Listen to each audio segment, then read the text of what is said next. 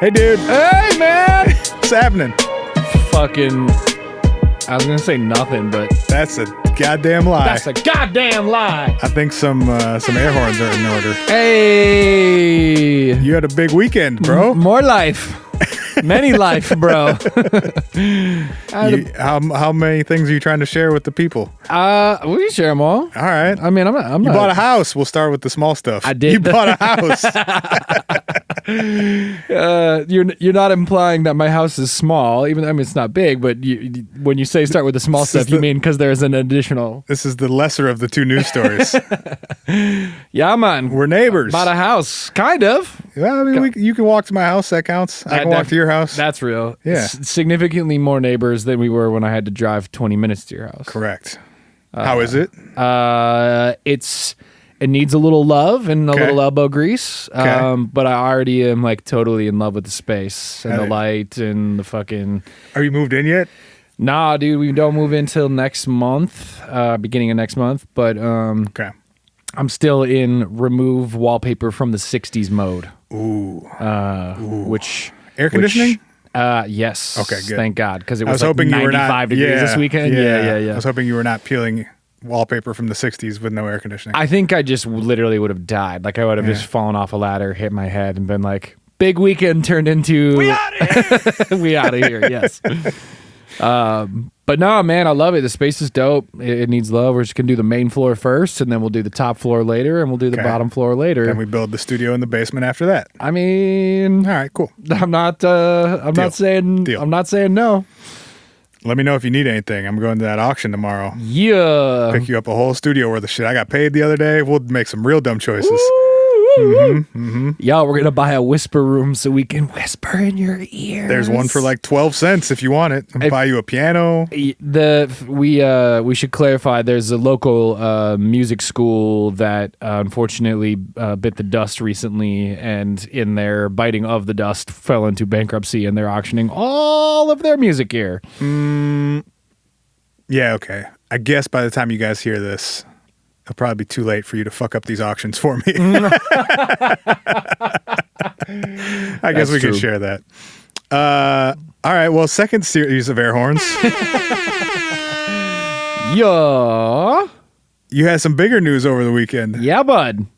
You got engaged. I'm getting hitched, brother. Fuck yeah. I'm getting hitched. She said brother. yeah? She said yeah. Fuck yeah. She said yeah. It was funny, man. Like during the conversation, I said some nice things when I asked the question, and like towards the end of it, she was like, "Did I say yes already? I meant yes. If I didn't say yes already, I think I said yes." I was like, "You're good. You said yes, but you can say it again." She just hit you with the... Yeah, man. Well, congrats, dude. Thank you, brother. I appreciate it. It was a weekend of a bounty of blessings. Yeah, So just I feel- get all those big life moments out of the way in one weekend. right. I had a homie. You guys having a kid or something next weekend? Yeah. Actually, a bunch of people were saying that You they were retiring? like, "You just gonna do it all? Yeah. Like, what's the deal?" I had a homie say something to me when he heard the news about multiple big life events at once. Who was like, shout out to Sam. Sam was like, chaos in the pursuit of good things is always okay. And I was like, that's real. Felt like that was a little piece of wisdom I took away. It's like, yeah, it's gonna be a little chaotic to live that much life in one weekend, but you know what? It's in pursuit of good things. Yeah, you can take your time with both those things now. That's true. Your house isn't going anywhere. House is gonna take forever to pay off, and Your lady's not going anywhere. You got marriage time. is forever. Yeah. Man, there's so much freedom in that, you know. In what? In that, you know, like you got a place to stay for ever or the foreseeable future without like renewing a lease every year. Yeah, I don't know if I would describe a 30-year commitment as freedom, but you do you. Well, like, I am committed to this bank for the next 3 decades. I feel free as fuck. I mean, it's like freedom in the freedom in the way that you don't have to like. I mean, I've been apartment hopping, Yeah. or house hopping, or rental hopping since I was. Oh Jesus. I mean, since I was 18. Yeah. Like for 13 years, I have not lived in a location for longer than 2 years. Right. which is like there is kind of a freedom in being like, I'm gonna just like stay still for a second. Just like a second. No one's gonna tell me. There are definitely some cool parts. Yeah. Then you also get the like, oh, I need a new roof. Less cool. Much less cool. Oh, furnaces are expensive, huh? Kind of important though, I guess. Especially where we live. Right.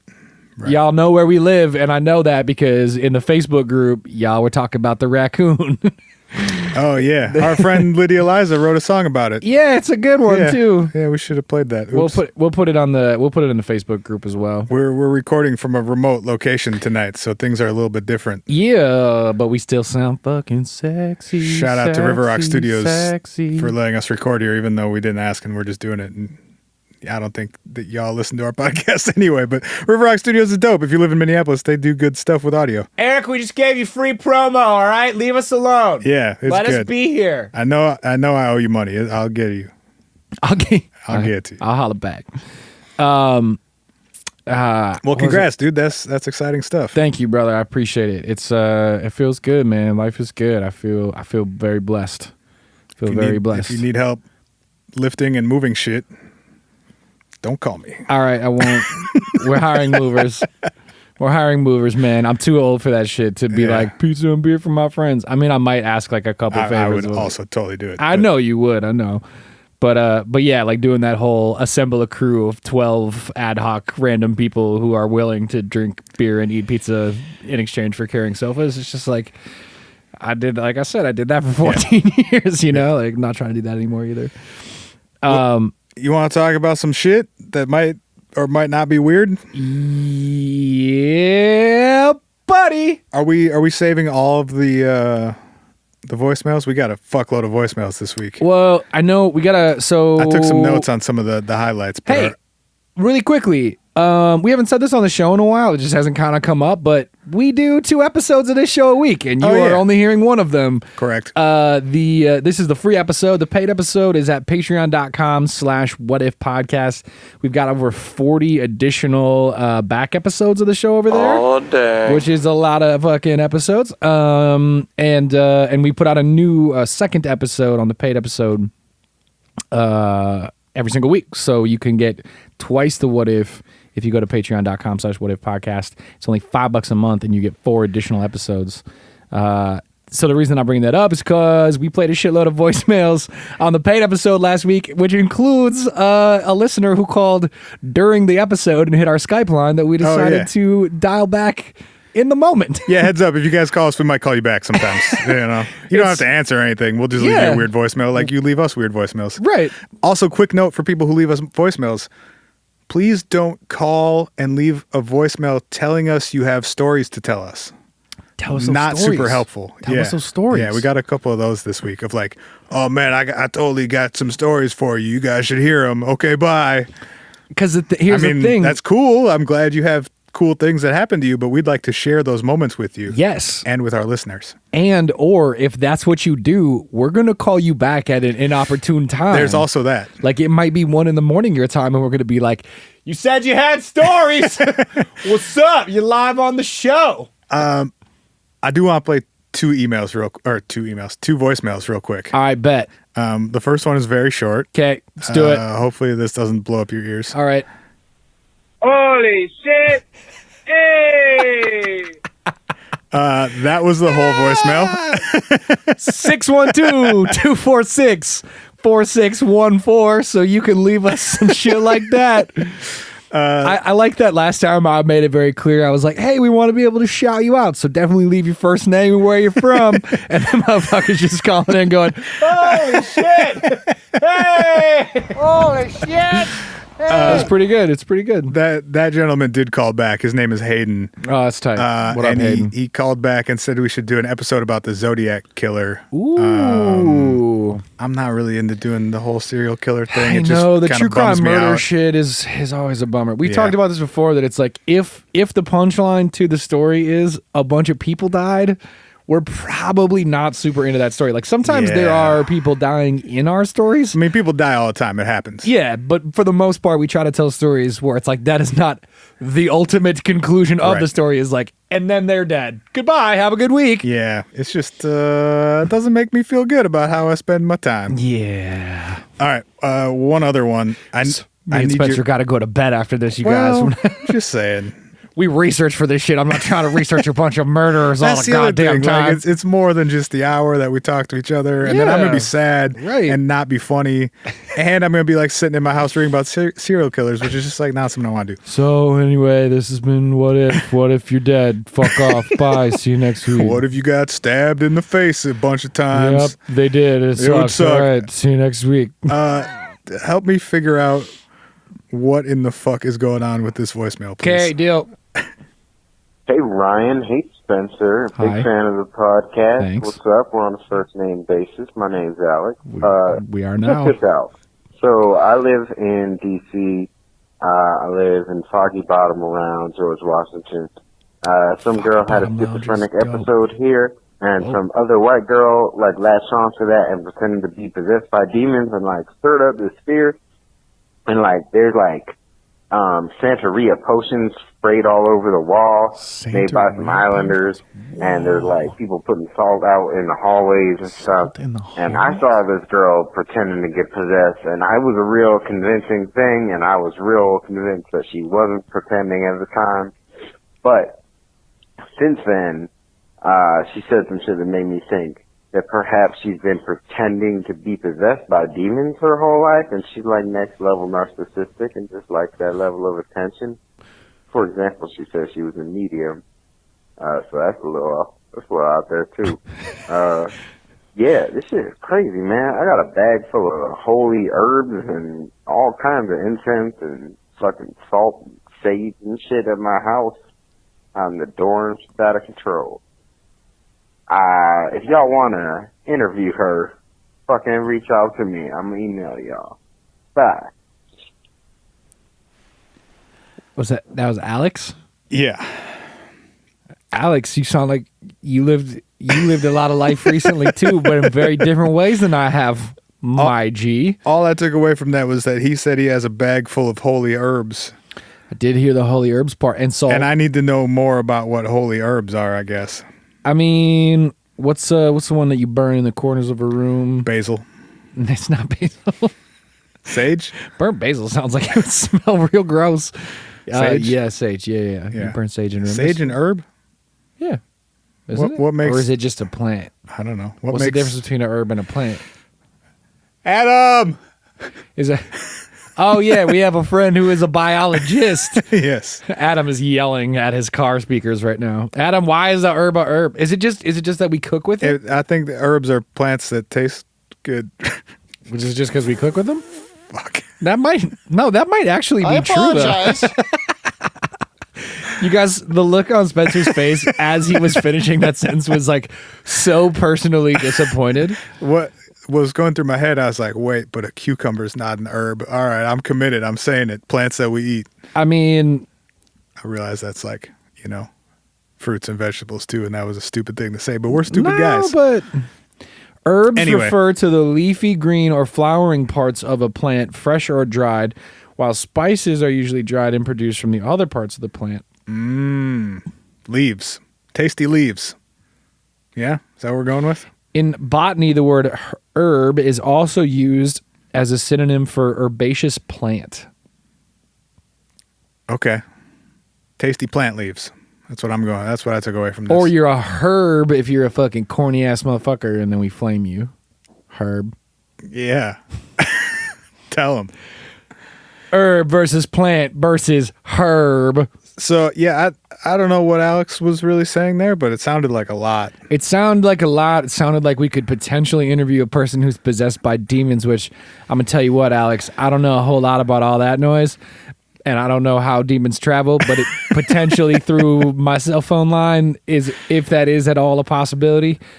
No, thank you. Appreciate the offer. Not trying to get haunted through the phone. Not trying to get haunted through the phone. My life just Shout out Soldier Boy. Possess me through the phone. I'll see you later on. That's what I was going for. Thank you.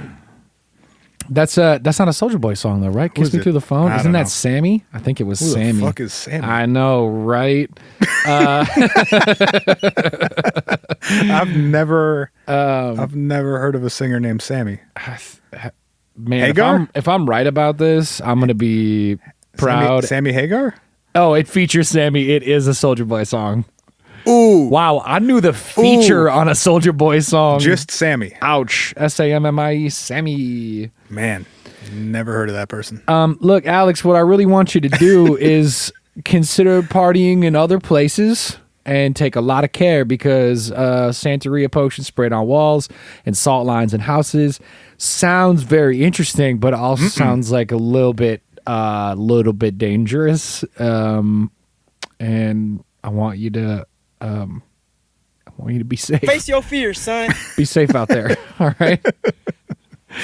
You want to talk about cities made of gold? I ain't got no Santeria. Fuck yeah, I do. Dude, podcast is canceled. We made it. We had a good run. We had like a 1.5 year run. And then Without you me start doing one singing Sublime reference. Boy. Have we had this out on the podcast before? Head ass boy. Head About how ass. Sublime is literally the worst band of all time? Head ass hater ass boy. No. It is documented fact that there's never been a worse band than Sublime. I'd rather listen to Sammy's entire catalog front to back on a daily basis than ever hear a Sublime song. If y'all look, Spencer's opinions do not represent the opinions of the podcast as a whole. All right. Fuck no. So we think we're doing a new series. Yeah. And Maybe. We'll see how it goes. We'll see how it goes. We want to know what you guys think. We're bad at committing Hi to at things. whatifpodcast.com or send us a voicemail. If we're being realistic, we'll probably forget about it in a week or two, but we'll see. No, I think because I started doing some other little mini digging into the other possibilities for the series. I'm excited about it. Okay. We're doing our first episode on a lost city. Hell yes. And we're thinking about doing a more expansive series on lost cities, but we're gonna start with the legend of El Dorado. And the fact that we've pulled a bunch of Fat Bastard Get On My Bellies and we didn't pull any I Love Golds is a mistake that we're gonna take full credit for. I had that thought today, and then I let that thought go. And when you let that thought go, it came to me through the universe, and I brought it here today to all of you. Well, here we are.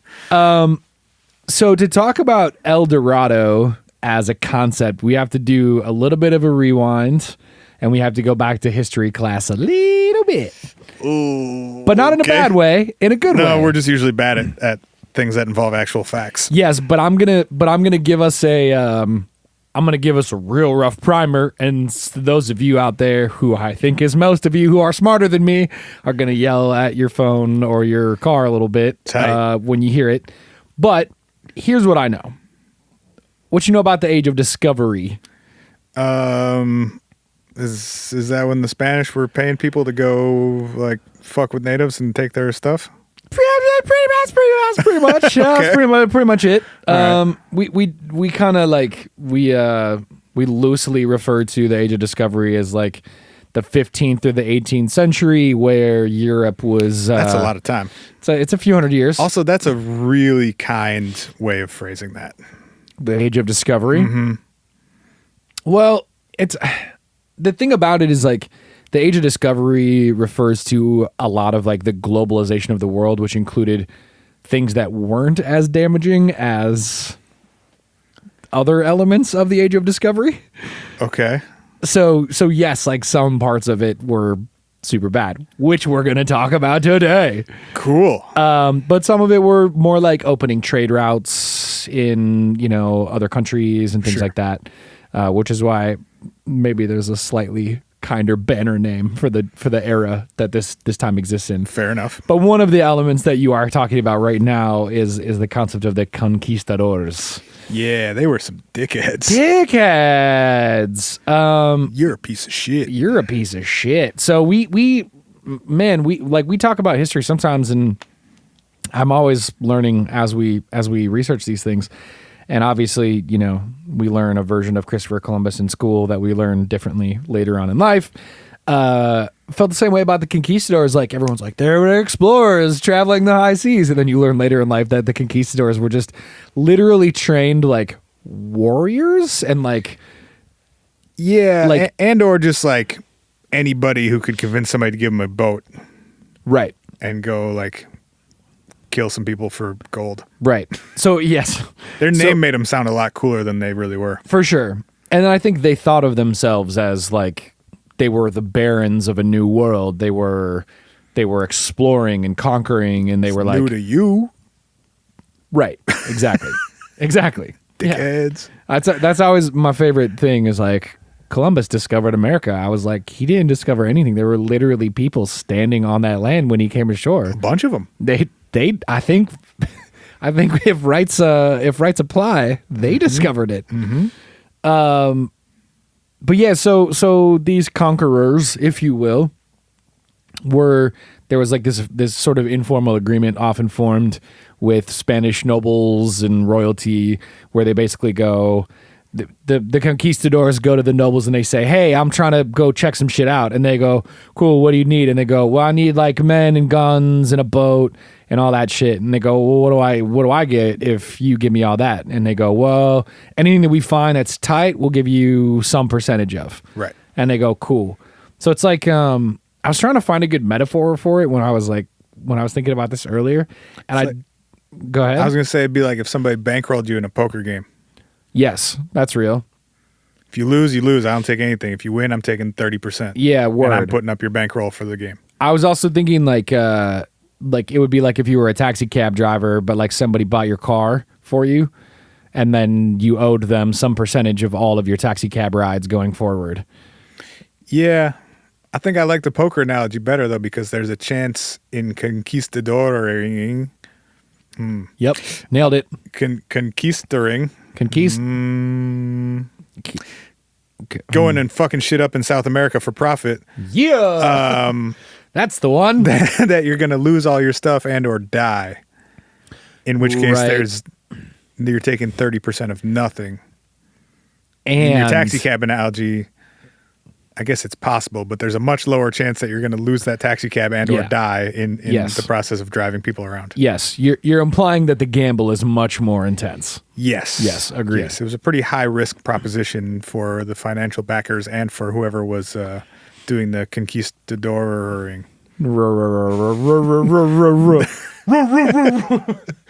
Thanks, Arsenio. Conquistadoring. Yeah, man. So throughout like much of the late 1400s and the early 1500s, conquistadoring becomes fucking shit up for profit. Fucking shit up for profit. Yeah, they were fucking like land pirates basically. Yeah, not just land though. It was like land and sea.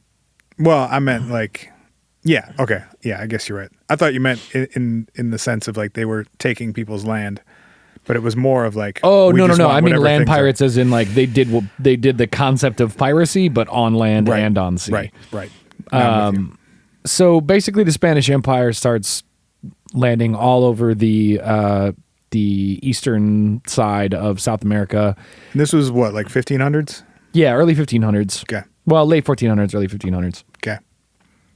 And we could talk about all of the specific conquistadors and all those things. There's not really a huge reason to. I mean, we'll get into maybe some of the specific explorations later on, but like for the most part, we're just talking like groups, boats of all kinds of different sizes and shapes coming from all different nobles in Spain are going to see what they can see, which includes trying to find spices, slaves, gold, precious metals.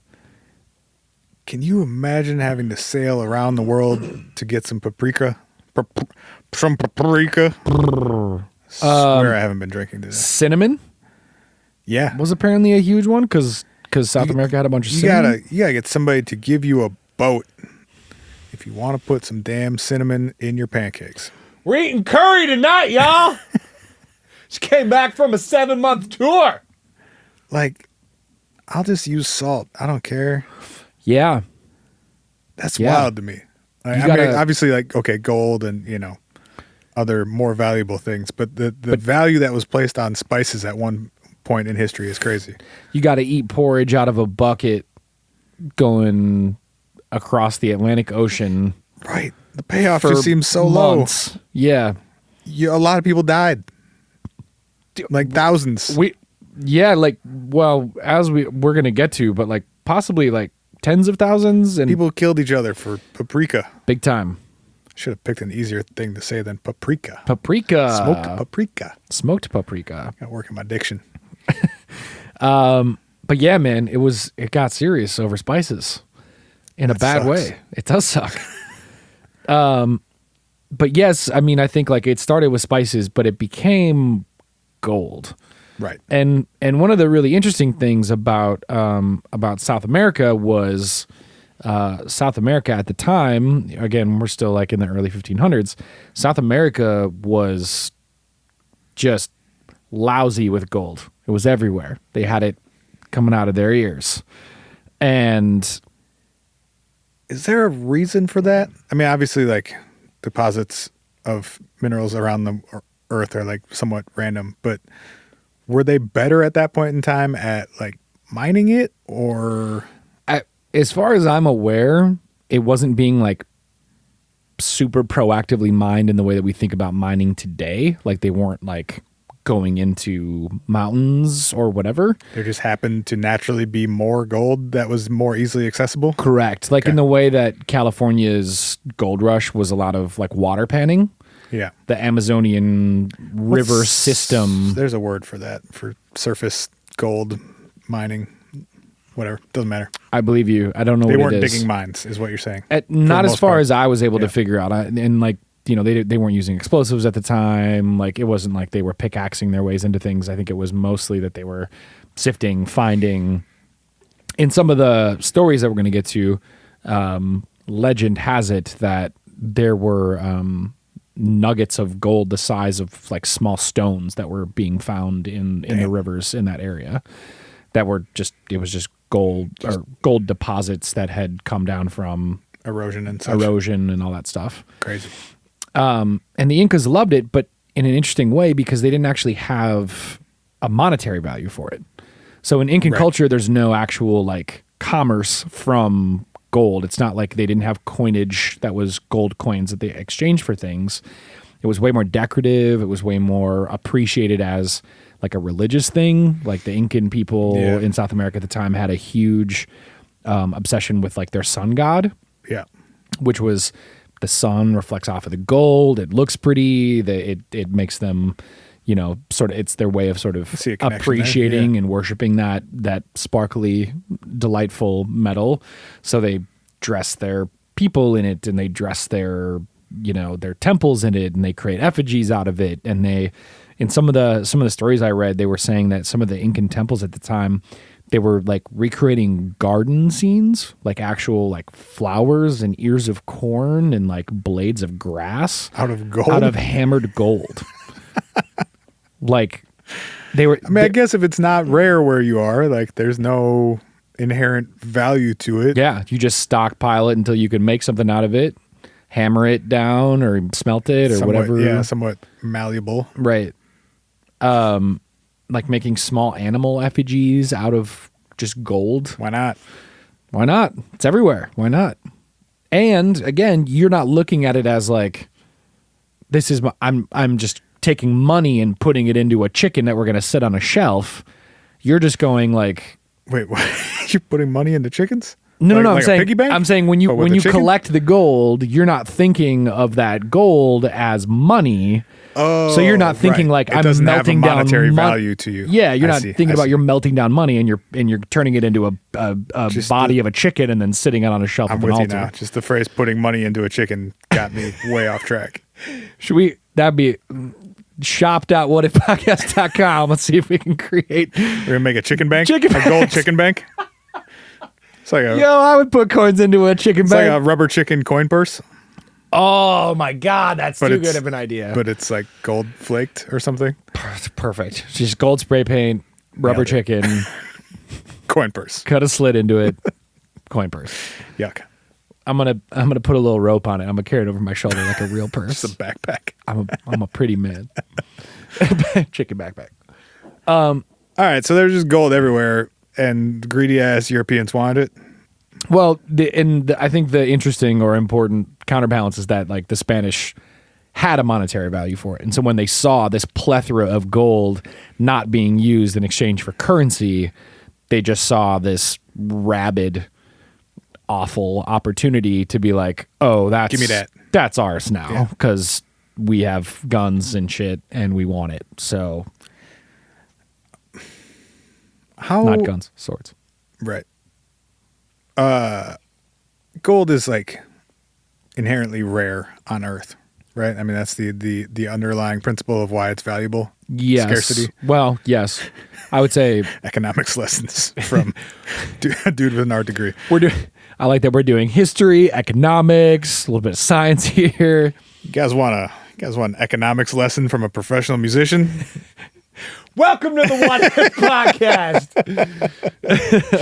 Fuck. But I'm just wondering, like, at what point in the history of humanity did gold become established as like currency? You know what I mean? Like, how far back does that go? It's a good question. I mean, the Egyptians had coinage, right? I think some version of coinage. The Egyptians liked them some gold. So I feel like, I mean, I don't know what their economy was like. I don't either, or how far back that goes. All right. I gotta learn to not ask those questions that I know neither of us know the answers to. No, you keep going. I think it's a valid speculation. And I think to your point, the idea is some societies caught on and started on that sooner than others. Yeah, probably based on how rare it was where they were. Right. Yeah. Which created some of these like massive disparities in appreciation for, or types of appreciation for this precious metal. Right. If I can just walk down the river and grab a handful, it's not going to be very valuable to me. Nope. If I have to dig giant holes into the earth and people have to die to pull it out of the earth, it's probably more valuable. And I know that back home, if I take that golden chicken and I make it into 1,000 little fucking discs, this chicken will turn into a house if I bring it back to Spain. Literally, exactly. Like, not in those words, but that is the thought this that the golden chicken will had. get me laid. Yes. So many times. You have any idea how much beer I'm going to drink with this golden chicken? Holy shit, bud. All right. So there was a city made out of it? Well, maybe. Or people thought there was, at least? So people sure thought there was. Mostly because some people said there was. Okay. So basically, you start with a plethora of gold all around that the conquistadors are seeing, right? They're like, where's all this gold coming from? There's tons of it. It's everywhere. It's coated in everything we see when we go over here. Then you have a story about this ceremony that happened at Lake Guadavita, which is there's every time Lake Guadavita gets a new ruler at the city located there, they basically use gold dust to, like the wrestler? No, but yes. Yes.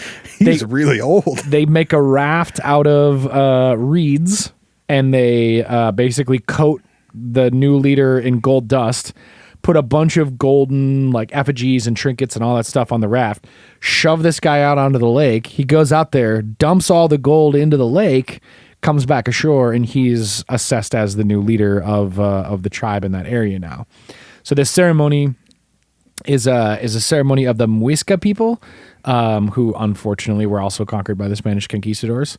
But the ceremony of there being such a plethora of gold that if people are actually coating their leaders in it and throwing effigies made of gold into a lake continues to further this narrative of like, okay, the gold is everywhere. There's so much gold that there are people that have so much of it, they're throwing it into the bottom of the lake because they give no shits about how much gold they have. And then you add on top of that, explorers who are talking about seeing everything that they're seeing, to the extent that a gentleman named Juan Martinez on his deathbed says, no, I've seen a city. I've seen it. It's called, well, it's not called El Dorado at the time. It's called Manoa, which is like man of gold. Didn't El Dorado mean like the gilded one or something? Wasn't it in reference to this king guy? The golden one, or El Hombre Dorado, which is the golden man. Those adjectives and descriptors are all references to that individual. But at some point that flipped to being a city instead of a dude. Yeah, you take these like you take these experiences of some people seeing a plethora of gold and they're pillaging, right? Like the conquistadors are pillaging all across the country. They're shipping back literally boats full of gold. There's stories of fucking, again, dicks. Francisco Pizarro, big dick, comes over. How would you know? No. Was that in this? Is a big dick. Comes to South America, basically takes one of the Incan. I have it here. What's his name? Shit. Did you know that Gold Dust is Dusty Rhodes' kid? I just learned that. Yeah, wait, I did know that actually. That's where he got his. That's where he got his name from, right?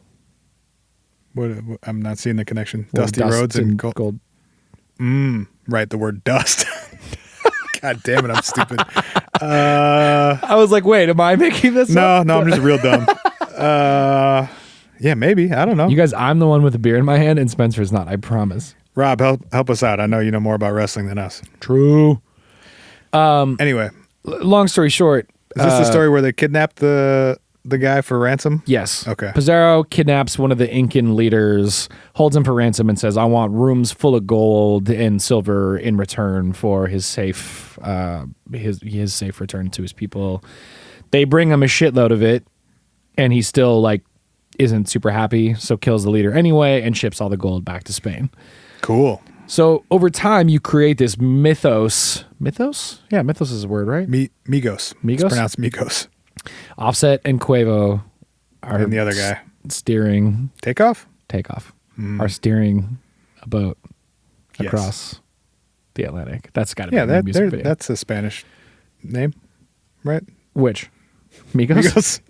They're Spanish, right? Deal. Yeah, I think so. Migas? Migas is a food. Isn't it short for amigos? There's 3 of them. Oh my God. Yes. Yeah, that just clicked for you? It's got to be that's got to be it, right? I always assumed that was the bit. Oh my God. Oh my God, dude.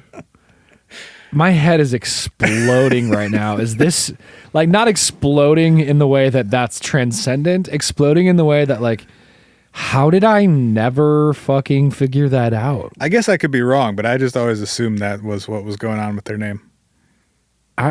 I have to find out. This is important. I need you to say your Google search terms aloud, please. I literally just searched the wiki for Migos. Oh, that's less exciting. And it doesn't say, I don't know. Try another Google query. Are the Migos Spanish? friends? Are they conquistadors? Did they love gold?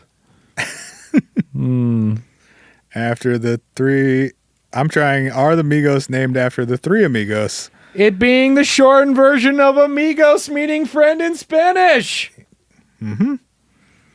There we go. Migos is another term for an abandoned house used as a trap house for selling drugs. That's a new one to me. Okay, internet. Slow your roll. I don't believe you. Anyway, skirt back. Oh, right. So they kidnapped dude, extorted a bunch of gold out of his people, and then killed him anyway and shipped it back to Spain. Is that where we left off? Correct. So you've got Dicks. So you've got gold everywhere for the conquistadors. You've got this ceremony that the story of which is making the rounds of this man covered in gold. And then it evolves into there being a mythical place where all of this gold is coming from, a singular location that this leader takes rule over, that is sort of dispersing this gold into the world, the broader sort of Incan Empire. And then You get Juan Martinez, who was on a conquistador. I don't know what you call it. Voyage. Yeah, with Diego de Ordaz. Okay. Who on his deathbed claims to have visited Manoa, which is just a synonym for El Dorado. Says that basically he got lost while trying to escape his crew one day, gets taken in by this group of natives. They blindfold him, walk him 15 days into the woods. Jeez. And for 7 months says that he lives in the mythical city of Manoa, which is basically this golden city. So you take all of those stories together and you create this entity called El Dorado. And this is just like supposedly out in the Amazon somewhere, hidden because jungle? Because jungle. I didn't get that either because I was like, come on, like you could figure it out. But like the way that they describe the rainforest conditions, it also, I mean, it's what makes the Amazon hard to live in now. But you're talking every species of animal and insect and snake and gators and all mosquitoes. The things that can kill you. And piranhas and fucking viruses and a lack of potable water and 100-degree temperatures and humidity and oppressive rains and high altitude and low altitude and crevices and rock cracks and all kinds of like just unforgivable landscape to traverse. It makes sense that people would go, well, what's beyond all of that? Yeah. What are we missing? Well, one thing that I realized today that made me think like, well, maybe there's something to this.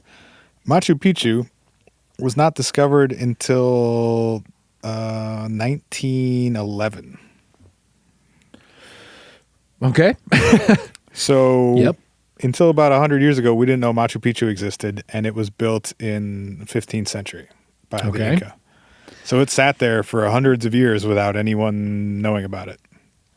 Around the same time that all of this would have been happening. Right. And in a difficult to get to and sort of unforgiving terrain place. Right.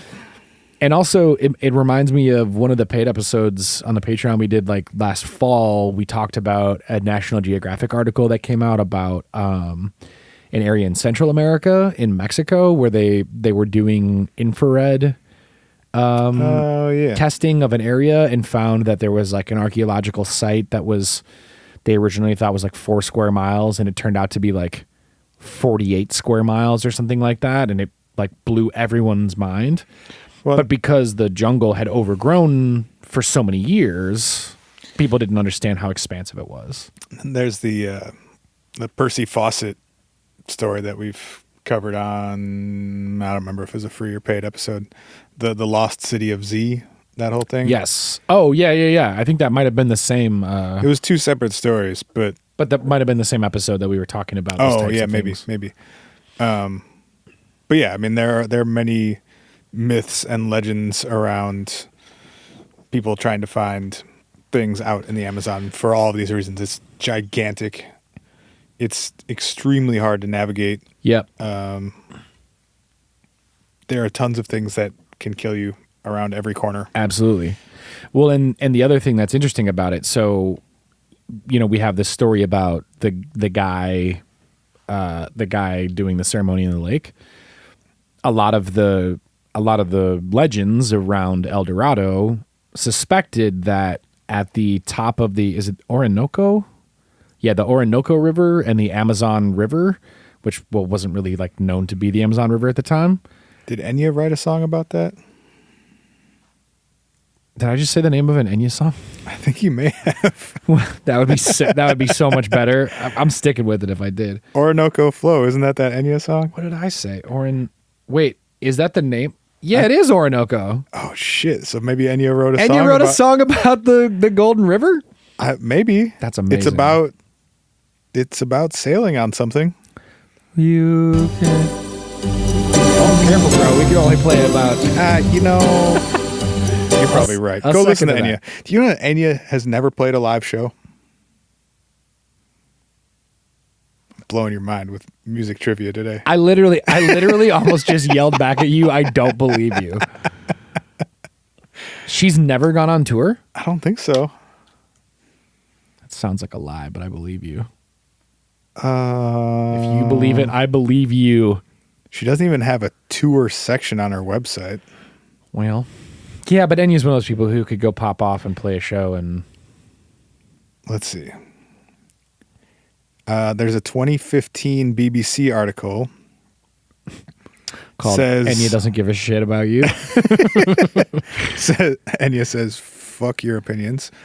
Enya is one of the most successful folk singers of all time, selling more than 75 million records worldwide, yet she has never played a solo concert. Boom. Jesus. Solo concert. But that means that she's probably played like festivals and shit, right? No, I don't think so. Yeah, she's never done a tour. I mean, maybe she's played... It says never done a solo concert. So maybe that excludes like award shows and stuff or something like that. Oh, sure. Like one-off performances at award shows and shit. I don't know. That's pretty crazy. Crazy. But she definitely wrote a song about this river because it's Orinoco. Mm-hmm. And it flows. That's what rivers do. And it flows. Real talk. But yeah, so there was rumor that the Orinoco River and the Amazon River had a headwater. It had a start. And that the possibility was that all of this gold was coming from this big lake and running down those rivers, which was providing all of the gold along the rivers and providing all the gold to the civilizations that were being discovered by the conquistadors.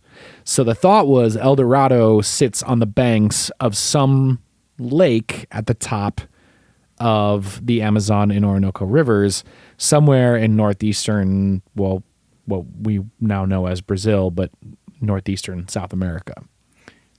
If you say anything important in the last like 30 seconds, I'm sorry. I've been reading the lyrics to Orinoco Flow. Is the word gold in it? No, but I mean, she references a bunch of specific locations in South America. Is Enya giving us directions to El Dorado? I think that's what's happening. Oh, shit. Oh, my God, dude. We might need to look into this more off air and then go on a little treasure hunt. You guys, shh. Keep it to yourselves. Also, to any Patreon listeners, thank you. None of you said anything after last week about that secret. Yeah, that nobody we told said you shit. About. So keep up the good work. Keep up the secrets. We can probably do some more of that. Yeah, you don't know what we're talking about. That's okay. Yeah, man. So, Enya. What a babe. And what a doll. So this supposed lake at the top of these rivers in northeastern South America starts showing up on maps because people are so convinced that this is a real thing that is feeding the gold that is traveling into... Dude, old maps were bullshit, though. I know, but isn't it phenomenal that no one had ever actually physically been to this lake other than the one guy who said he had been there on his deathbed? And they were like, fuck it, put it on the map. Like, yeah. It's real. They believed it to be real enough to actually put it on a map. Map makers used to just make shit up, though, because who's going to check them if it's a place like that? Yeah, right. You don't have a satellite? Fuck with me. I'm grown now. The source of the Nile used to be some mountain range that doesn't exist. Because they're like, water must go down. There's got to be a mountain over there, up there somewhere. Fuck it, we're not going to go check. Yeah. Airplanes don't exist. It's probably a mountain. You don't have a camera. Yeah. I did my best. Fuck off. It's a hypothesis. Gravity. A hypothesis. You're not actually going there anyway. Who cares? Right, exactly. So for the next 200 to 300 years. It's a long time. Yep. Spain and Europe send, well, hundreds, close to thousands of their own people in the same time period, capturing, kidnapping, enslaving native people and taking them with them. Yep, I know. Like not the cool part of this story at all. There's a certain level of fuckery. And then there's just like the unnecessary levels of fuckery. I mean, the fuckery to me is so next level based on the fact that everything about this story leading to these explorations really was conjecture, but it somehow became such a like hard part of what they perceived as knowledge. This is not, at the time, it was not a mythical or legendary thing. It had a place on a map, and it was like, if you fight hard enough upriver of the Amazon for long enough, you will get to a city that is essentially made and bathed in gold. Also, you'll just die long before you get there. But which is exactly what happened, bro. There were some of these, like, you can read about, there are many of them that happened, and some of them are better documented than others, depending on what time period they happened in. There are thousands of people who died over, like, not very long periods of time. There was one expedition, I can't remember who drove it. Hang on.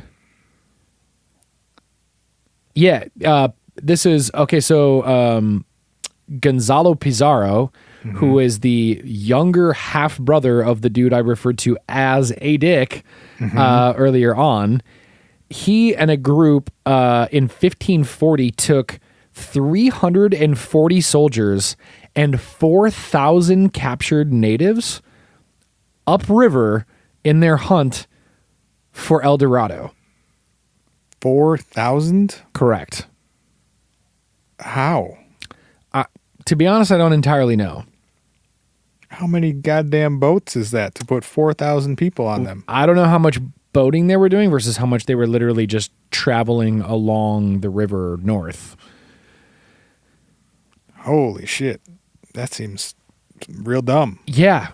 And dumber when they lost basically half of the natives they brought with them and close to half of the soldiers within like the first 6 weeks of their expedition. Lost as in they died? Died. Okay. Because they couldn't feed everybody and they didn't have enough water for everybody. Yeah, no fuck. How do you feed 4,000 people in the middle of the jungle? Exactly. Completely. Yikes. So convinced they would get to this city of gold, they just kept pushing and pushing and pushing. So we got like a few minutes left here. Yeah. Anybody ever find anything? Or just a bunch of people die along a river? Well, a bunch of people did die along a river. That much is certain. There was a couple of expeditions that kind of almost set out to do the opposite, which was basically to prove that there was not a city on a lake up there. Wasn't that lake found though? So, and like drained partially at one point? I read something about that. Yeah, the The lake Guatavita, where they pushed gold dust out into the middle of it and threw statues at them? Yes, so Lake Guatavita was found in 1937. Yes. And they sent, well, there were conquistadors that were sent to that location who, this is one of my favorite things I learned, tried to, in order to get to, they didn't have scuba diving gear. They didn't have, Sure. but they knew that there had been. They had some like 20,000 leagues under the sea shit. They used a bucket line. What is a bucket line? As in like a fireman bucket line. You know how you pass buckets to put a fire out? They did it the opposite way. So where? Just throw it into the jungle. To drain a lake? Correct. No wonder people were dying. These guys are idiots. They worked for 3 months to reduce the level of the lake by 3 meters. If under some circumstances I ended up passing a bucket to a guy next to me for 3 months in order to drain a lake for any purpose, also this, how do you convince people to do that for months at a time? I would rather just walk off into the jungle and see what happens before I would stand in one location passing a bucket for 3 months. That's real. I would go find a jaguar and ask her to eat me. I am yours. I would just go lay down in front of the biggest animal I could find. Yep. Real talk. Or just fall face first into that lake and don't let anybody pick you up. I don't need scuba gear. Put that bucket over my head. It'll give me a little bit of air. Gold's really, really dense. Can you just grab a handful of that and bash me over the head with it really quickly? I'm not trying to be here anymore. See how much I can hold on to and jump in the lake. But yeah, Guatavita was found, which was the location where this this ceremony that was rumored actually did happen, and gold was recovered. They recovered gold during the first mission, which was to reduce it 3 meters. Realized their fucking stupid bucket method wasn't really working, so there was another. I think if anything is ever referred to as a bucket method, it's probably not going to work. It's probably just dumb. a guess. Isn't the word bucket just a stupid word? It's one of the dumbest words we have. Yeah. Like anything, like, I mean, I love the word, but I mean, it implies stupidity when you call something a bucket. It's just about as simple as you can get. Yeah. Simpleton. Yes. Bucket ass. Bucket ass, head ass boy. All right. One more thing was found before we go. Oh, shit. Dun dun dun dun dun dun. In 19... Why did you sing the Mario Brothers music? I don't know. It seemed like the right thing to do. Go with it. E3. I don't know. In 1977, there was a set of Brazilian geologists who were doing exploration in the Amazonian forests and found that in the northeastern areas of South America, there was actually they call it a horizontal line, which sounds stupid, but it is a horizontal line. I saw some of the pictures and some of the videos taken of it, but it's a cut-in, and they can see that actually through erosion, there was a uniform level of erosion that happened at about 390 feet above sea level at that location, all around the elevation in the surrounding area. Okay. So that told geologists that, in fact, at some time in the recent history of that area, there was water that was up to that point. In fact, what they found was that the lake that was probably in that space was close to 31,000 square miles wide. It's a lot of buckets. A lot of buckets. That's the size of Lake Superior. Damn. And they believe that about 700 years ago, so we're talking at this point 1318. Thank you. Yep. 1318, that it started to drain. That basically, like, over time, rocks shift and move and water recedes and comes back. And that would have potentially, stuff, you know. That would have potentially drained a gigantic lake. But the idea being, it is possible that through erosion in a lake, massive gold deposits had sort of built up, and through tectonic movement, as the lake drains and drains down through the rivers, gold makes its way down those rivers, and the stories generationally passed on of a giant lake existing kind of in that general area might not have been as much of a completely made up or hypothesized thing. Yeah, I feel like legends and myths like that are usually rooted in something. Right, exactly. And then the idea becomes, was there a people who lived on that lake at that time? Probably. So, probably. I mean, probably the Incan people were there for years, right? Many years. Water helps keep people alive. Exactly. And especially if it's a lake of that size. So it's interesting. Like, I don't know. I found that part very interesting to this story, that when the geologists found that, it's like, it's not just through a handful of stories, a bunch of fucking crazy warrior conquistadors made up a completely bullshit story and then killed a bunch of people in the pursuit of it. It was one of those, like, there was a granule of truth to it through the historical progression of time, like, that caused this, like, yeah, go ahead. There's like just enough evidence for it to be intriguing. Yeah, rooted in something where it's like, oh man, that story was real. They were hunting probably a lake. Lake Parime, by the way, is the name of the lake that was, or the hypothetical name of this lake that was at the root of these rivers. They were just probably 200 years too late to find the lake that subsisted the people that harvested the gold from that area in that time. Crazy. El Dorado, man. We out of here. We out of here, y'all. Thanks everybody so much. It's the What If Podcast. You can send us an email at hi@whatifpodcast.com. A lot of you do, and we appreciate it. We have a handful of y'all to get back to. If you want to leave us a voicemail and have us potentially call you back at an awkward time and tell you a goofy story or ask you goofy questions, 612-246-4614 is the number to do that. If you want to know what it's like to get a phone call from us at the What If Podcast, hop over to patreon.com/whatifpodcast and get twice a What If every week.